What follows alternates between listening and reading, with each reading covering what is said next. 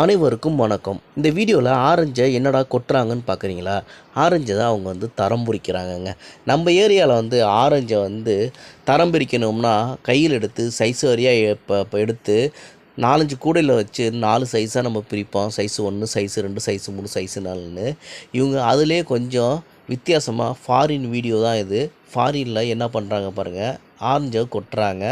Orange கொட்டினோடனே அந்த ஆரஞ்சை அப்படியே ஓடி ஒரு 3 இடத்துல ஆரஞ்சு விழுவுது. 3 இடத்துலையும் அழகாக அவங்க சின்ன சின்ன ஹோல்ஸில் வீலிங் வச்சுருக்காங்க. அந்த வீலிங்கில் அழகாக சுற்றுது.